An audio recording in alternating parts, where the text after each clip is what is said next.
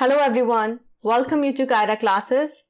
Today we will study the complete chapter of class 9th Science chapter 3 Atoms and Molecules. So video start करने से पहले अगर आपने अभी तक मेरे चैनल को सब्सक्राइब नहीं किया है तो प्लीज सब्सक्राइब करें कायरा क्लासेस को जिससे कि आप मेरी कोई भी वीडियो मिस ना कर पाए. Thank you.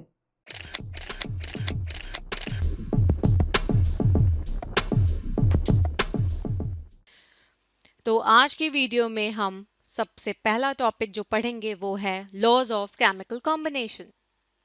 Laws of chemical combination दो लॉज से मिलके बना है. फर्स्ट है law of conservation of mass. Law of conservation of mass क्या कहता है? This law was stated by Lavoisier in 1744. ये जो लॉ है law of conservation of mass ये किसने दिया था? ये लवॉइजर ने दिया था 1744 में.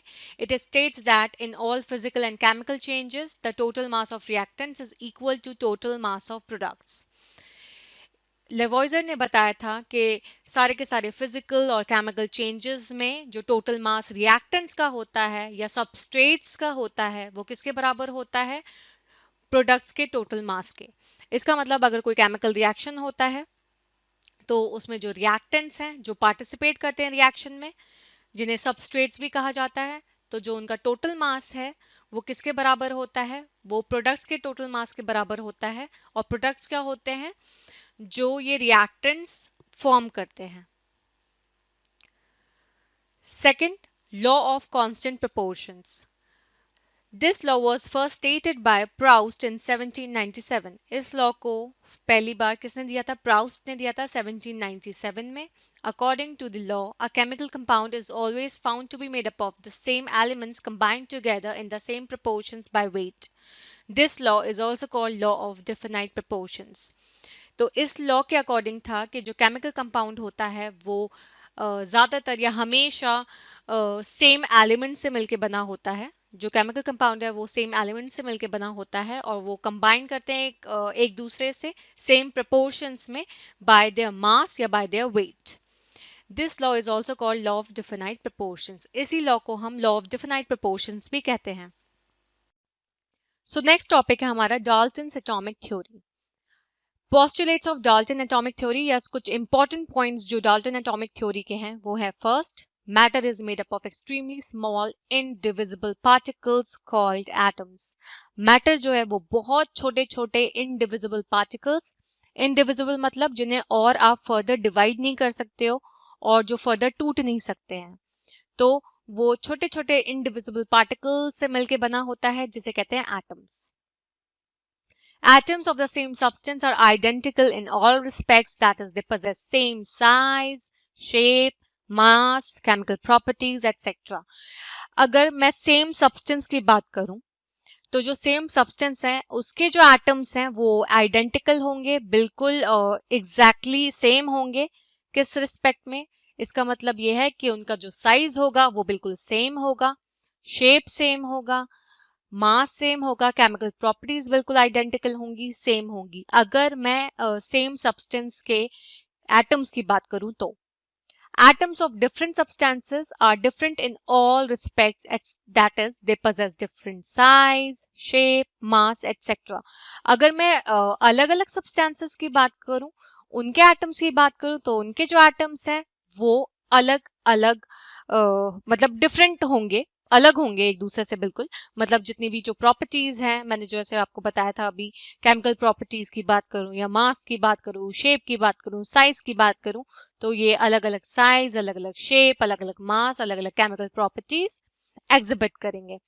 इसका मतलब सेम सब्सटेंस के एटम्स बिल्कुल एग्जैक्टली आइडेंटिकल हैं, उनकी प्रॉपर्टीज, केमिकल प्रॉपर्टीज एक जैसी है, शेप एक जैसा है, साइज एक जैसा है, मास एक जैसा है.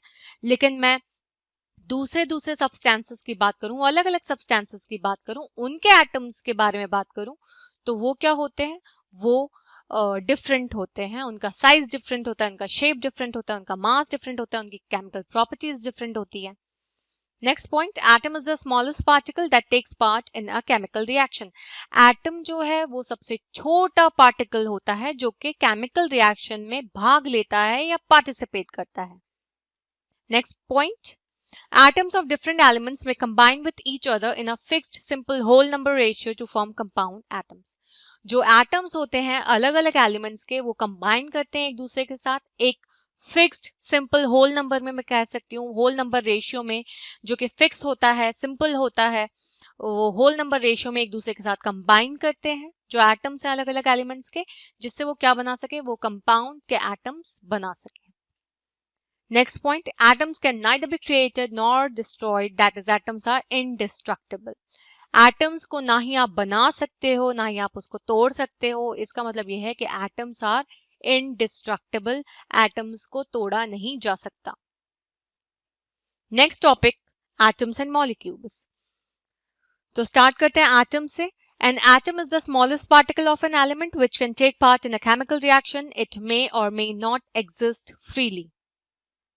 एटम जो है वो सबसे छोटा पार्टिकल है किसी भी एलिमेंट का जो कि केमिकल रिएक्शन में पार्टिसिपेट करता है. इट मे और मे नॉट एग्जिस्ट फ्रीली, लेकिन ये मतलब फ्रीली अगर आपको मिल सकता है या फिर फ्रीली नहीं, किसी और एटम के साथ कॉम्बिनेशन में आपको मिलेगा. Each atom of an element shows all the properties of the element. जो एलिमेंट है उसका जो हर एटम है वो सारी की सारी प्रॉपर्टीज जो है उन एलिमेंट्स की शो करता है. तो सपोज कोई एलिमेंट है और उसमें जो एटम है, जिस एटम से वो एलिमेंट मिलके बना है, तो वो जो एटम है वो सारी की सारी प्रॉपर्टीज शो करता है उस एलिमेंट की. नेक्स्ट है atomicity. The number of atoms contained in a molecule of a substance, element और compound is called its atomicity. Atomicity का मतलब होता है द नंबर ऑफ एटम्स, जो एटम्स का जो नंबर है जो कि किसी मॉलिक्यूल या सब्सटेंस के मॉलिक्यूल में जो नंबर ऑफ एटम्स है, वो एलिमेंट भी हो सकता है या कंपाउंड भी हो सकता है वो सब्सटेंस, उसे हम कहते हैं एटॉमिसिटी. तो बेसिकली नंबर ऑफ एटम्स, कितने एटम्स से वो सब्सटेंस जो मॉलिक्यूल में, जो वो सब्सटेंस का जो वो मॉलिक्यूल है उसमें कितने नंबर ऑफ एटम्स प्रेजेंट है. अब वो सब्सटेंस एलिमेंट या कंपाउंड कुछ भी हो सकता है. तो basically number of atoms in a molecule of a substance या फिर एलिमेंट में सिंपल अगर बोलूं तो number of atoms in element और compound is called its atomicity. इसी को कहते हैं atomicity. Atomicity is the number of atoms present in a molecule of a substance. Atomicity of some elements, थोड़े कुछ एलिमेंट्स की एटॉमिसिटी यहाँ पे दी गई है, वो देख लेते हैं. एलिमेंट है आपका ओजोन, फॉर्मूला होता है O3. अब यहाँ पे देख सकते हो कितने एटम्स हैं आपके, 3 ऑक्सीजन के एटम्स हैं, एटॉमिसिटी हो गई आपकी 3. नेक्स्ट एलिमेंट है फोस्फोरस, फॉर्मूला है P4. कितना एटम से मिलके बना है, 4 एटम से मिलके बना है, इसका मतलब एटॉमिसिटी हो गई 4. तो atomicity is the number of atoms present in the element और कंपाउंड. थर्ड है सल्फर, सल्फर में है S8. तो कितना एटम से मिलके बना सल्फर, 8, तो एटॉमिसिटी हो गई 8. ऑक्सीजन, फॉर्मूला है O2. कितने एटम से मिलके बना है, 2, तो एटॉमिसिटी हो गई 2. अब यहाँ पे हम देख लेते हैं कुछ एलिमेंट्स और कुछ उनके सिंबल्स देख लेते हैं कि उन एलिमेंट्स को मतलब शॉर्ट में या फिर उनके सिंबल्स क्या होते हैं, किससे डिनोट करते हैं, क्या सिंबल्स हैं जो एलिमेंट्स के लिए दिए गए हैं या किन सिंबल्स से एलिमेंट्स को डिनोट किया जाता है. तो आप देख सकते हो लाइक फर्स्ट एलिमेंट है एल्यूमिनियम, इसका सिंबल है Al. देन सेकेंड है आर्गन, इसका सिंबल है AR. फिर थर्ड है आपका बेरियम, सिंबल है Ba. ऐसे करके लास्ट में आप जाके देख सकते हो कि लास्ट एलिमेंट है जिंक और इसका सिंबल है Zn. तो आपको ये चार्ट याद रखनी पड़ेगी सिंबल्स की कि एलिमेंट्स के क्या सिंबल्स होते हैं. नेक्स्ट टॉपिक है molecules. The smallest particle of matter, element और compound which can exist in a free state. Molecules क्या होते हैं, मतलब वो छोटा, सबसे छोटा पार्टिकल मैटर का, एलिमेंट भी हो सकता है, कंपाउंड हो सकता है वो, तो उनका एलिमेंट या कंपाउंड का वो छोटा पार्टिकल जो कि फ्री स्टेट में रह सकता है. The properties of a substance are the properties of its molecules. तो अगर मैं एक सब्सटेंस की प्रॉपर्टीज की बात करूं तो मैं बात कर रही हूं उसकी मॉलिक्यूल्स की प्रॉपर्टीज के बारे में. Molecules of element, The molecules of an element are constituted by the same type of atoms. अगर मैं molecules की element के molecules की बात करूं तो जो molecules हैं element के जो molecules हैं वो same type के atoms से मिलके बने होते हैं. Molecules of compound, atoms of different elements joined together in definite proportions to form molecules of compounds. अगर मॉलिक्यूल्स ऑफ कंपाउंड की बात करूं तो जो अलग अलग एलिमेंट्स के जो एटम्स हैं जो ज्वाइन एक दूसरे से ज्वाइन किए हुए हैं जुड़े हुए हैं लेकिन एक फिक्स्ड प्रोपोर्शन में डिफिनाइट प्रोपोर्शन में जिससे क्या बन रहा है मॉलिक्यूल्स ऑफ कंपाउंड्स बन रहा है तो उसे हम कहेंगे hetero atomic molecules. Same type of atoms तो मॉलिक्यूल्स ऑफ एलिमेंट. अगर डिफरेंट एलिमेंट्स हैं उनके एटम्स की बात करूं तो एटम्स ऑफ डिफरेंट एलिमेंट्स अगर एक साथ ज्वाइन कर रहे हैं फिक्स प्रोपोर्शन में और क्या बना रहे हैं मॉलिक्यूल्स ऑफ कंपाउंड्स तो इसका मतलब वो क्या है हेटेरो एटॉमिक मॉलिक्यूल्स. हेटेरो मतलब different atomic molecules. Based upon atomicity, molecules can be classified as follows. अब atomicity मतलब molecules की अगर मैं atomicity के basis पे किस तरह से जो molecules हैं वो classified है वो देख लेते हैं. First है monoatomic molecules. Mono means one या single. अगर single atom वाले molecules हैं तो वो है monoatomic molecules. इसके examples हैं noble gases या इन्हें कह सकते हैं inert gases जैसे हीलियम, नियॉन एंड आर्गन. और इनके सिंबल्स हैं हीलियम के है He, नियॉन का है Ne और आर्गन का है Ar. तो ये क्या है आपकी नोबल गैसेस हैं हीलियम, नियॉन, आर्गन और इनके सिंबल्स हैं जो यहाँ दिए हुए हैं. तो ये आप देख सकते हो हीलियम का सिर्फ एक ही एटम है, नियॉन का भी एक ही एटम दिख रहा है आपको और आर्गन का भी एक ही एटम आपको दिख रहा है. तो ये है मोनो एटॉमिक मॉलिक्यूल्स. तो जो नोबल गैसेस हैं और भी नोबल गैसेस है जैसे जिनॉन है, क्रिप्टन है तो ये भी क्या है ये जो है ये मोनोएटॉमिक मॉलिक्यूल्स होते हैं. ये इनकी जो एटॉमिसिटी होती है ये 1 होती है मतलब सिंगल एटम. देन नेक्स्ट है हमारा डायएटॉमिक मॉलिक्यूल्स. डाई मतलब 2. अगर एटॉमिसिटी 2 है नंबर ऑफ एटम्स जो प्रेजेंट है वो 2 है मॉलिक्यूल्स में तो वो बनाता है डायएटॉमिक मॉलिक्यूल्स. इसके एग्जांपल हैं H2 hydrogen, O2 oxygen, N2 nitrogen, Cl2 chlorine, CO carbon monoxide. इसमें भी आप कार्बन एक एटम है ऑक्सीजन दूसरा है तो 2 हो गए, 2 एटम्स हो गए तो डायटोमिक हो गया. फिर नेक्स्ट है HCl हाइड्रोक्लोरिक एसिड. ओके तो जो हाइड्रोक्लोरिक एसिड है उसमें भी आप देख सकते हो कि एक हाइड्रोजन हो गया, एक दूसरा एटम क्या है आपका क्लोरीन हो गया तो 2 एटम्स हो गए. देन थर्ड कैटेगरी है ट्राई एटॉमिक मॉलिक्यूल्स की. तो इसमें एग्जांपल है O3 ओजोन. 3 एटम्स दिख रहे हैं आपको तो triatomic. Then CO2 carbon dioxide, carbon का 1 एंड ऑक्सीजन का 2 तो 2 + 1 3 फिर से ट्राई एटॉमिक बन गया ये कार्बन डाइऑक्साइड. NO2 मतलब नाइट्रस ऑक्साइड देख सकते हो तो उसमें 2 एटम्स हैं ऑक्सीजन के और एक एटम है नाइट्रोजन का. फिर से ये क्या बन गया 3 एटम बन गया तो इसका मतलब ये है ट्राई एटॉमिक मॉलिक्यूल्स. तो what is ion? It is an electrically charged atom और ग्रुप ऑफ एटम. तो आयन क्या होता है? अगर मैं सिंपल डेफिनेशन में बोलूं तो आयन होता है कोई भी चार्ज्ड स्पीशीज. तो कोई भी चार्ज्ड स्पीशीज को आप क्या कह सकते हो? आयन कहते हो.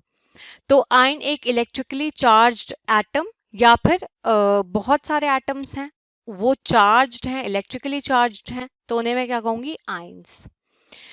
It is formed by the loss और gain of electrons by an atom. अब आयन किस तरह से बनता है? अगर कोई एटम इलेक्ट्रॉन लूज कर रहा है, अपना इलेक्ट्रॉन दे रहा है तब आयन बनता है. कौन सा आयन बनता है? पॉजिटिव आयन बनता है. अगर कोई एटम इलेक्ट्रॉन गेन करता है, अगर वो इलेक्ट्रॉन ले रहा है तो आयन बनता है लेकिन इस बार कौन सा बनेगा? Negative ion. तो पॉजिटिव आयन कब बन रहा है? जब इलेक्ट्रॉन लूज हो रहा है और जब इलेक्ट्रॉन गेन हो रहा है तब क्या बन रहा है आपका? Negative ion.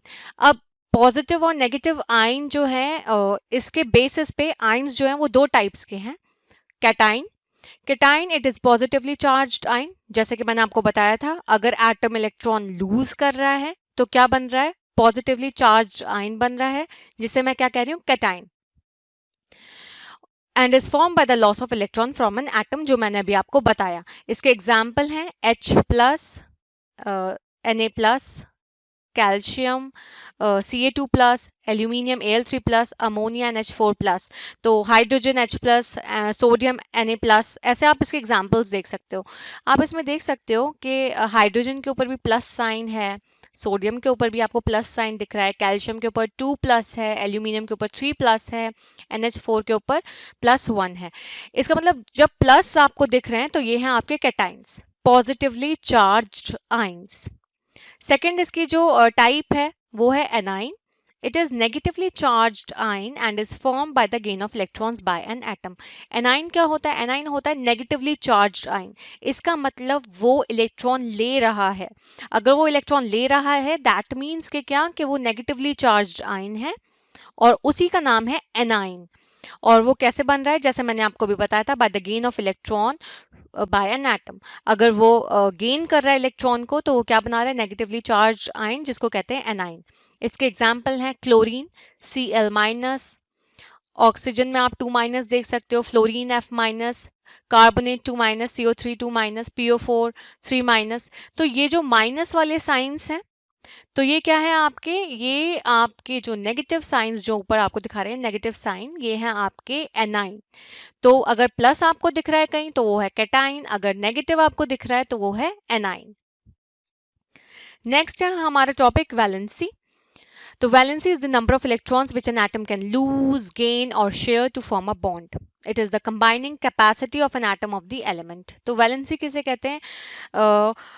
इलेक्ट्रॉन्स जो हैं, मतलब नंबर ऑफ इलेक्ट्रॉन्स, कितने इलेक्ट्रॉन्स हैं जो कि एटम लूज कर रहा है या फिर गेन कर रहा है या फिर शेयर कर रहा है दूसरे एटम के साथ।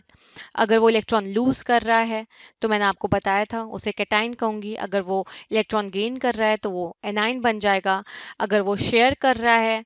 ठीक है, तो डिफरेंट डिफरेंट वेज में किस तरह से एटम जो है वो इलेक्ट्रॉन्स को क्या कर रहा है, मतलब एक्सचेंज कर रहा है। तो number of electrons which an atom can lose, gain और share to form a bond, तो उसे हम कहते हैं valency. It is the combining capacity of an atom of the element. तो ये एक तरह से कंबाइनिंग कैपेसिटी होती है एटम के एलिमेंट की, तो वैलेंसी कहते हैं इसे। और अगर मैं बात करूं तो जो बॉन्ड्स होते हैं, अगर मैं एटम की बात करूं तो एटम में प्रोटॉन होता है, न्यूट्रॉन होता है, इलेक्ट्रॉन होता है।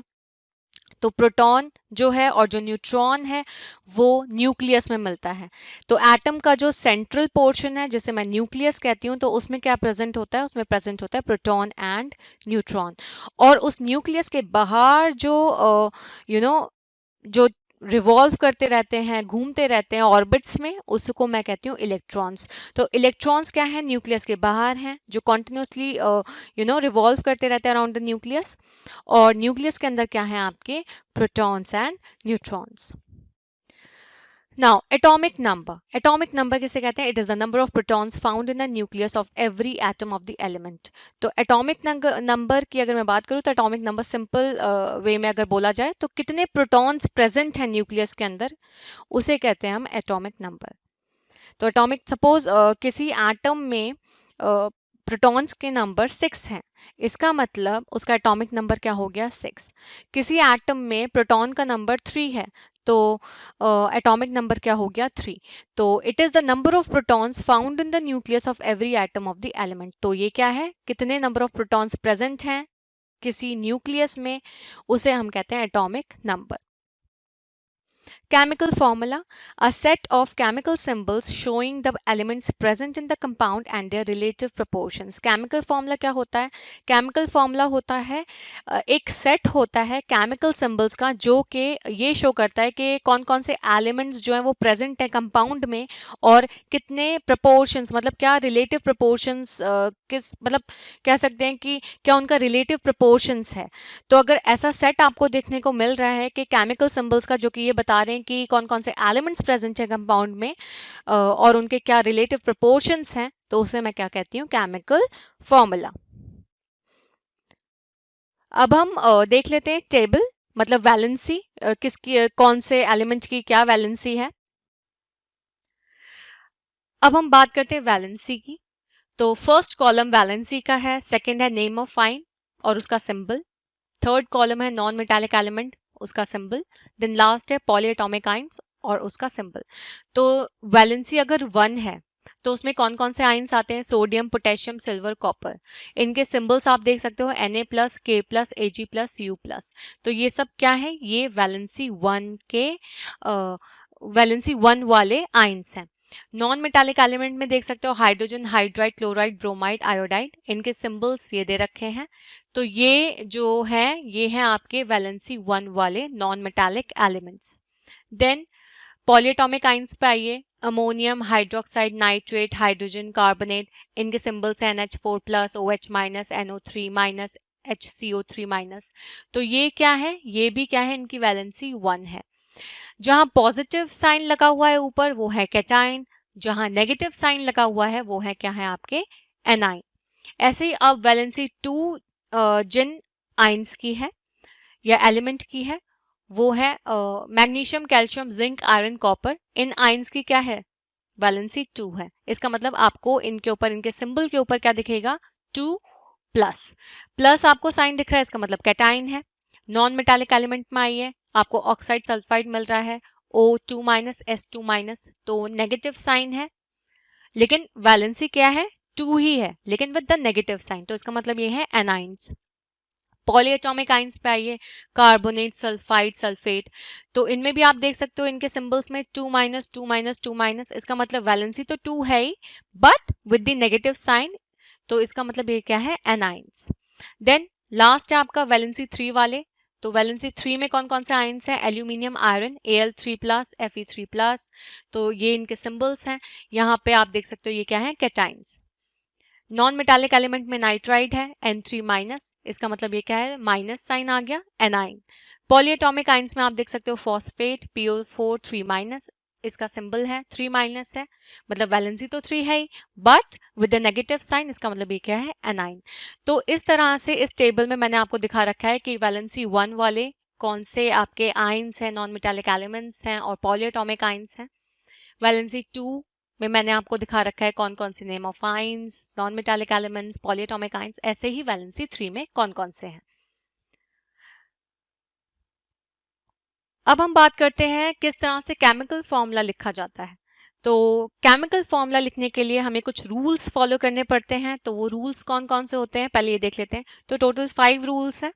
पहला रूल है रूल नंबर 1, देख लेते हैं। Right the correct symbols of 2 elements.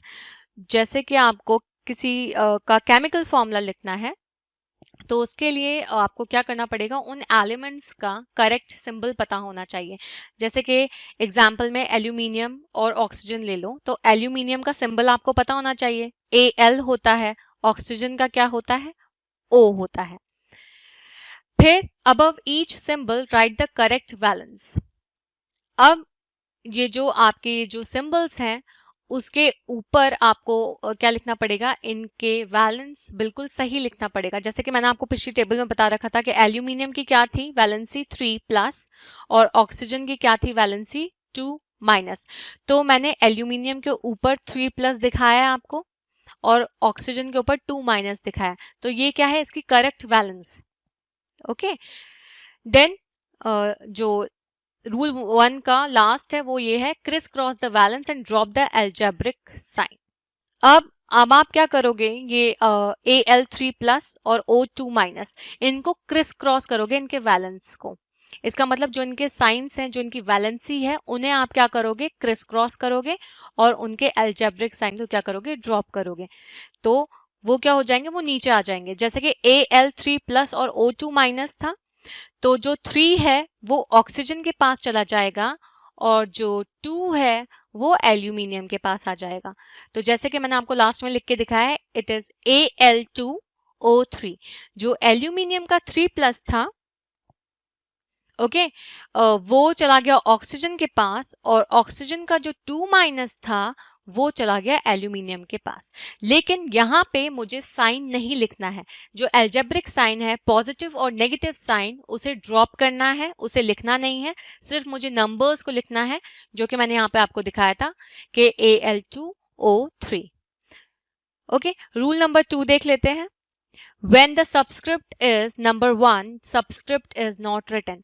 अगर subscript नंबर सबस्क्रिप्ट का जो नंबर है वो 1 है तो सबस्क्रिप्ट को मैं नहीं लिखते हैं, मतलब सबस्क्रिप्ट को नहीं लिखा जाता है। एग्जाम्पल सोडियम क्लोराइड ले लो, तो सोडियम क्या होता है Na+1 1 प्लस ले लो। क्लोरीन क्या होता है या क्लोराइड क्या होता है Cl 1 माइनस ले लो या Cl-1 ले लो। तो यहाँ पे सबस्क्रिप्ट नंबर मतलब सबस्क्रिप्ट का जो नंबर है वो 1 दिख रहा है आपको। ओके, तो 1 को हम लिखते नहीं है, तो NaCl यहाँ पे सिंपल, यहाँ पे 1 आपको लिखने की जरूरत नहीं है। ओके, तो इट इज Na का मतलब वही है 1 सोडियम एंड क्लोरीन का मतलब है 1 क्लोरीन।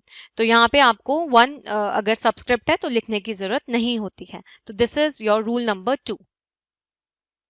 रूल नंबर 3 है when the valence of both elements are numerically equal the subscripts are also not written। अगर दोनों एलिमेंट्स का वैलेंसी या वैलेंस जो है वो न्यूमेरिकली इक्वल है, नंबर्स जो है वो इक्वल हैं, तो सब्सक्रिप्ट्स को नहीं लिखा जाता है। एग्जाम्पल पे आप देख सकते हो कैल्शियम ऑक्साइड, तो आप देख सकते हो कैल्शियम की वैलेंसी 2+ मतलब कैटाइन है और ऑक्साइड 2- होता है मतलब एनाइन है। अब यहाँ पे आप सब्सक्रिप्ट्स देख सकते हो, दोनों जो है वो 2 है, मतलब न्यूमेरिकली इक्वल है, दोनों के नंबर्स 2 है और 2 है, तो ये क्या हो जाएंगे, नलिफाई हो जाएंगे, इन्हें नहीं लिखना होता है, ये सिंपल हो जाएगा CaO। तो अगर न्यूमेरिकली इक्वल है, जैसे अगर आपको एक उसमें 3 मिल रहा है और दूसरे में भी 3 मिल रहा है, तो वो भी क्या हो जाएंगे, कैंसिल हो जाएंगे, उसे लिखने की जरूरत नहीं होती है। जैसे मैंने आपको एग्जांपल में बताया कैल्शियम ऑक्साइड Ca2+, इसका भी 2 है नंबर और ऑक्साइड का भी 2 है, तो आपको अगर ये बराबर है, ऑब्वियसली 2 है दोनों में, तो मुझे इसे लिखने की जरूरत नहीं होती है, मैं सिंपल इसे लिखूंगी CaO calcium oxide. Rule number 4, when there are multiple numbers of an individual polyatomic ions, uh, parentheses must be used to separate the polyatomic ion from the subscript. Example, ammonium sulfate NH4+1 SO4 2-। अब ये देखो, अगर polyatomic ions के में जो है वो बहुत मल्टीपल नंबर्स हैं, किसी इंडिविजुअल पॉलीएटॉमिक आयंस के ज्यादा नंबर्स हैं, तो क्या होता है, उन्हें सेपरेट करना पड़ता है सबस्क्रिप्ट से। अब इसका एग्जांपल देखो, अमोनियम सल्फेट देखो, तो इसका NH4+1 है ऊपर, इसकी वैलेंसी 1 है, SO4 2- है, इसका मतलब जो सल्फेट है उसकी वैलेंसी क्या है 2-। तो अब जो +1 है वो कहाँ आ जाएगा, वो SO4 के पास आ जाएगा, और जो 2- है वो किसके पास आ जाएगा, NH4 के पास आ जाएगा। लेकिन मैंने आपको बताया था एल्जेब्रिक साइन जो होता है वो ड्रॉप कर देते हैं, मतलब एल्जेब्रिक साइन नहीं लेते हैं। इसका मतलब जो आपके पॉजिटिव नेगेटिव साइन है वो आप नहीं लोगे, कंसिडर नहीं करोगे, सिर्फ नंबर्स को कंसिडर करते हैं। तो NH4 ब्रैकेट में हो गया और बाहर क्या आ गया 2, जो SO4 का 2 है वो NH4 के पास आ गया, आप देख सकते हो, और SO4 के पास जो 1 आना था, मैंने आपको बताया था 1 लिखने की जरूरत नहीं होती है, तो सिंपल यहाँ पे SO4 दिख रहा है आपको। तो इस तरह से हम लिखते हैं अगर पॉलीएटॉमिक आयन है। नेक्स्ट है rule number 5, all subscripts must be reduced to lowest term except for molecular और covalent compound. Example 10 chlorine SN4+ O2-, it will give you SNO2। अब रूल नंबर 5 क्या कहता है कि जो सारे सबस्क्रिप्ट्स हैं उन्हें रिड्यूस करना होता है सबसे लोएस्ट टर्म तक, ठीक है, और एक्सेप्शन में है मॉलिक्यूलर और कोवेलेंट कंपाउंड्स, इनके नहीं करते। अगर कोई मॉलिक्यूलर कंपाउंड है या कोई कोवेलेंट कंपाउंड है तो इनके सबस्क्रिप्ट्स को नहीं करते हैं रिड्यूस्ड, तो ये एक्सेप्शन में है, लेकिन बाकी जो सबस्क्रिप्ट्स हैं उन्हें रिड्यूस करना पड़ता है लोएस्ट टर्म तक। अब यहाँ पे एग्जांपल देखिए आप, टिन SN है इसका सिंबल, और जो वैलेंसी है वो 4+ है, इसका मतलब कैटाइन है। ऑक्सीजन या वो ऑक्साइड कह लो तो 2- है इसकी वैलेंसी। अब यहाँ पे देखो, अब जो 4 और 2 है, ओके, तो इसको मैं लोएस्ट कर सकती हूँ, इसका मतलब SN जो है वो क्या हो सकता है, 2 2 4 कैंसिल हो सकता है, मतलब रिड्यूस कर सकती हूँ मैं, तो 2 2 4 हो जाएगा, तो SN के ऊपर 2 हो जाएगा, और O का जो 2 है वो तो खत्म हो जाएगा क्योंकि उसने उसको 4 को डिवाइड कर लिया है 2 को। तो यहाँ पे आप देख सकते हो, तो क्या हो जाएगा SN, ओके, और Sn के ऊपर क्या आ जाएगा, Sn का हो जाएगा 2 और ऑक्सीजन का हो जाएगा 1। तो जब आप उसे क्रिस क्रॉस करोगे तो Sn के पास क्या जाएगा 1 और ऑक्सीजन के पास क्या जाएगा 2। मतलब सिंपल वे में अगर मैं बताऊं तो जैसे SN4 प्लस O2 माइनस था तो उसको रिड्यूस करोगे आप, इसके सब्सक्रिप्ट्स हैं उसको रिड्यूस करना पड़ेगा लोएस्ट टर्म में, तो 4 और 2 रिड्यूस करके 2 2 जा 4 होता है। तो जब आप 4 को डिवाइड करोगे 2 से तो क्या बचेगा, 2 बचेगा, लेकिन वो SN पे होगा 2 और ऑक्सीजन का तो खत्म हो गया, तो SN2 और ऑक्सीजन का 1।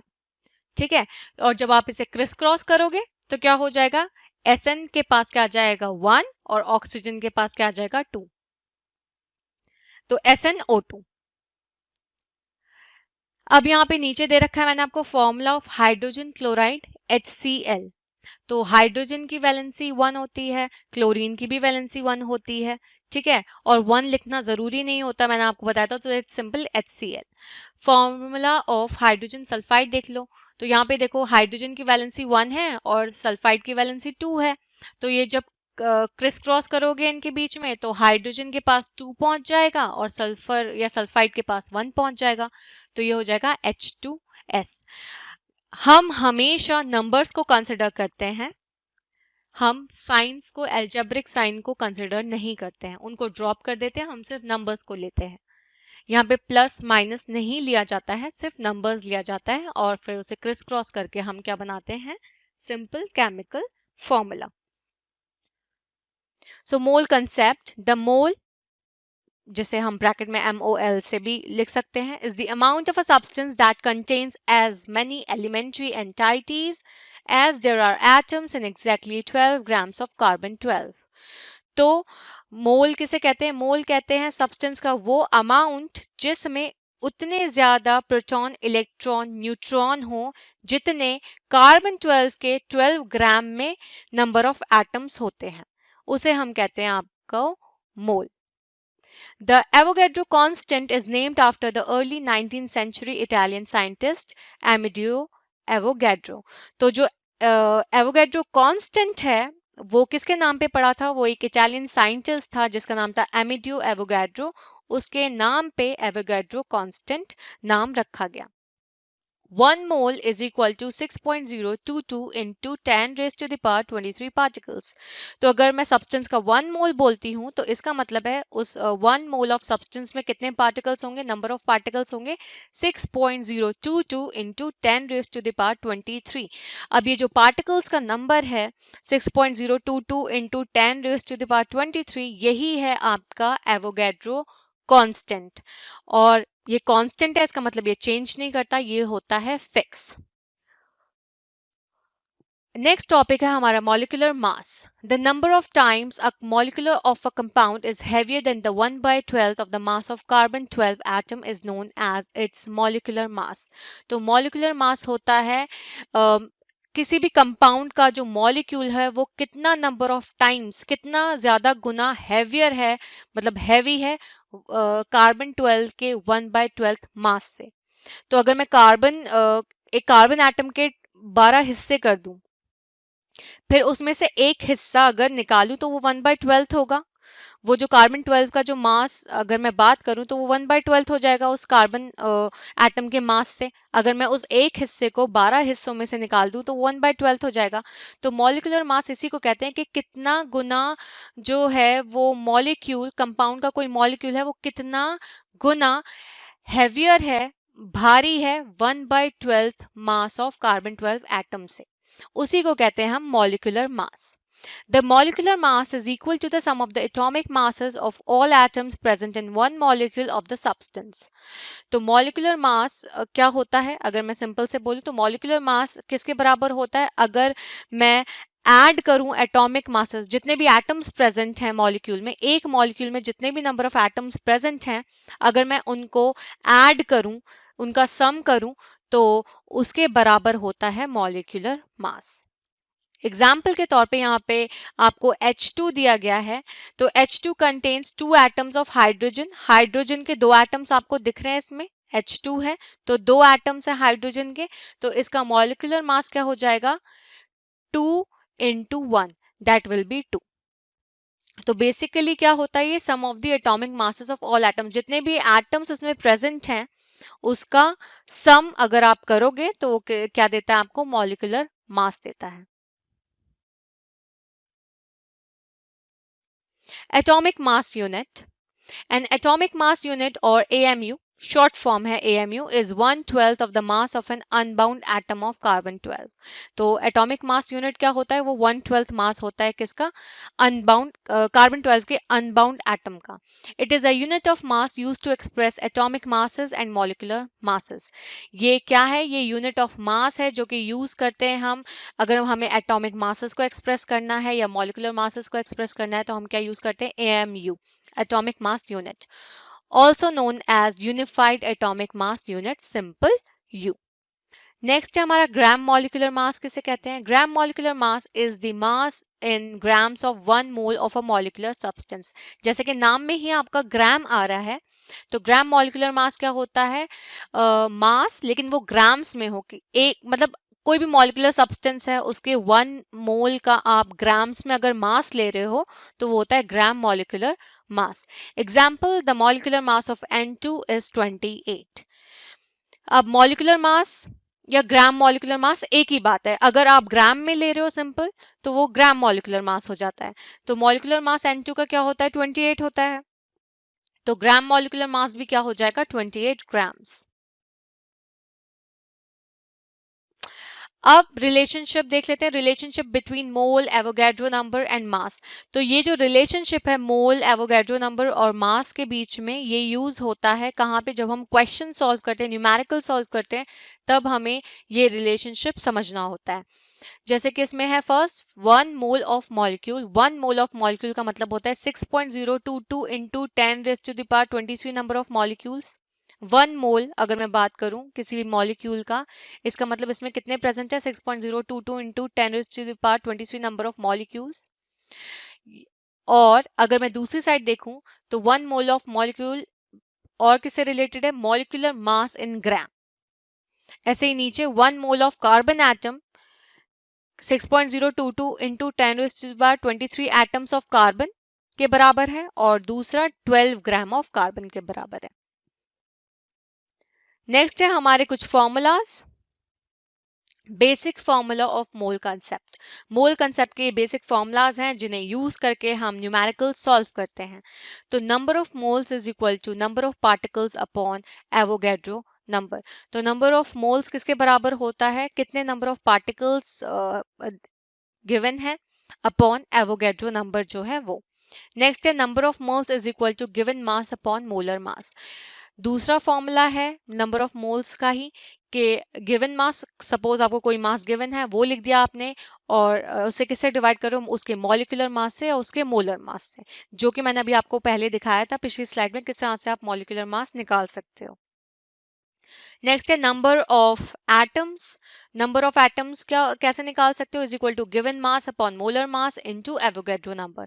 तो अगर मुझे नंबर ऑफ एटम्स निकालने हैं तो आप जो मास दिया गया है वो लिखोगे, फिर मोलर मास जो है उसको कैलकुलेट करोगे, फिर given mass upon molar mass या मॉलिक्यूलर मास हो जाएगा, फिर उससे किससे मल्टीप्लाई कर दोगे आप, पूरा एवोगैड्रो नंबर से।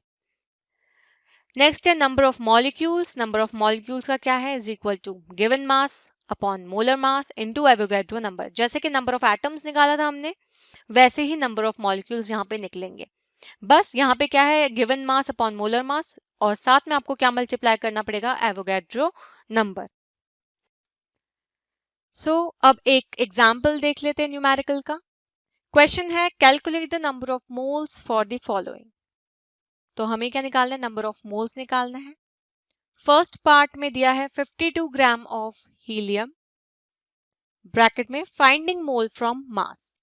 तो 52 ग्राम जो हीलियम का 52 ग्राम जो इसका मास है, उसमें कितने नंबर ऑफ मोल्स प्रेजेंट है। तो यहाँ पे मुझे मास से मोल्स का पता लगाना है। तो नंबर ऑफ मोल्स को आपने n मान लिया, जो गिवन मास है उसे आपने स्मॉल m मान लिया, और जो मोलर मास है, मॉलिक्यूलर मास है, उसे आपने क्या मान लिया, capital M। Given number of particles is equal to क्या होता है, कैपिटल N। ये जो गिवन नंबर ऑफ पार्टिकल्स है ये जब हम सेकंड पार्ट जब सॉल्व करेंगे उसमें काम आएगा। Avogadro number of particles is equal to n0, ये भी जो है सेकंड पार्ट जो है क्वेश्चन का उसमें काम आएगा। तो जो फर्स्ट पार्ट है जिसमें 52 ग्राम ऑफ हीलियम में हमें नंबर ऑफ मोल्स काउंट करने हैं, उसके लिए हमें कौन सा फॉर्मूला लगाना पड़ेगा? तो simple number of moles is equal to given mass upon molar mass या मॉलिक्यूलर मास कह लो आप। तो यहीं पे मैंने बताया है कि एटॉमिक मास ऑफ हीलियम क्या होता है, 4 यूनिट्स होता है या 4 AMU कहो आप। और मोलर मास अगर मैं हीलियम एटम का बोलूं तो वो भी क्या होता है, 4 ग्राम होता है। तो नंबर ऑफ मोल्स निकालने के लिए आपके पास फॉर्मूला मैंने जैसे अभी बताया था, given mass upon the molar mass. तो गिवन मास आपको दिया था 52 ग्राम गिवन है, तो 52 आपने गिवन मास में लिख दिया, और मोलर मास या मॉलिक्यूलर मास में आपने क्या लिखा, जो 4 ग्राम्स हीलियम एटम का मॉलिक्यूलर मास है वो आपने मोलर मास में लिख दिया। तो जब आप 52 को डिवाइड करोगे 4 से तो आपको क्या मिलेगा, 13। तो नंबर ऑफ मोल्स कितने आए, 13। इसका मतलब 52 ग्राम ऑफ हीलियम एटम में कितने नंबर ऑफ मोल्स प्रेजेंट है, 13 नंबर ऑफ मोल्स प्रेजेंट है। सेकेंड पार्ट जिसमें हमारा ये यूज होगा गिवन नंबर ऑफ पार्टिकल्स वाला और एवोगैड्रो नंबर ऑफ पार्टिकल्स, वो अब हम पढ़ेंगे। तो सेकेंड है 12.044 into 10 raised to the power 23 number of helium atoms. तो नंबर ऑफ पार्टिकल्स, या अगर मैं बात करूं तो नंबर ऑफ पार्टिकल्स जो है उससे मुझे क्या निकालना है, मोल निकालना है। तो finding mole from number of particles, तो पार्टिकल्स की मदद से मैं क्या निकालूंगी यहाँ पे, नंबर ऑफ मोल्स। तो हमें ये पता है कि 1 मोल किसके बराबर होता है, 6.022 into 10 raised to the power 23। तो यही क्या होता है, ये होता है आपका एवोगैड्रो कांस्टेंट। और नंबर ऑफ मोल्स हमने अभी पढ़ा था स्लाइड में, जो बेसिक फॉर्मूला वाली स्लाइड थी, उसमें था number of moles is equal to given number of particles upon the Avogadro number. So number of moles अभी जैसे मैं आपको पिछली स्लाइड में दिखाया था कि जो वो नंबर ऑफ पार्टिकल्स जिसे डिनोट कर रहे थे कैपिटल N, और जो एवोगैड्रो नंबर जो मैं डिनोट कर रही थी N0 से, जो पिछली स्लाइड में था, वो इसका पार्ट है। तो उसे कैसे लिखूंगी मैं, तो नंबर ऑफ मोल्स निकालने के लिए n is equal to capital N upon N0। तो n हो गया नंबर ऑफ पार्टिकल्स जो कि आपको दिए गए हैं, कितने हीलियम एटम्स दिए गए हैं, 12.044 into 10 raised to the power 23। Okay, और एवोगैड्रो नंबर हमेशा एक ही होता है, क्या होता है, 6.022 into 10 raised to the power 23। तो आप जब 12.044 को 10 रेज़ टू पावर 23 को आप क्या करोगे, जब आप डिवाइड करोगे 6.022 इंटू 10 रेज़ टू पावर 23 से, तो क्या होगा, आपको क्या मिलेगा, answer 2। 10 raised to the power 23 ऊपर नीचे कैंसिल हो जाएंगे, और 12.044 क्या हो जाएगा, 6.022 से डिवाइड, और डिवाइड होके क्या देगा ये, 2। तो इसका मतलब क्या हुआ, नंबर ऑफ मोल्स कितने मिले आपको, 2 number of moles present in 12.044 into 10 raised to the power 23 number of helium atoms. तो जो हीलियम एटम्स का ये जो नंबर दिया गया है, तो उसमें कितने नंबर ऑफ मोल्स मिले आपको, आपको 2 मिले नंबर ऑफ मोल्स। तो इस तरह से आप न्यूमेरिकल सॉल्व कर लोगे, और यहाँ पे हमारा चैप्टर खत्म होता है। आई होप आपको समझ में आया हो ये चैप्टर। कोई भी question, doubt, suggestion, query, please मुझे कमेंट बॉक्स में जरूर बताइए। Thank you for watching and please subscribe my channel for more videos.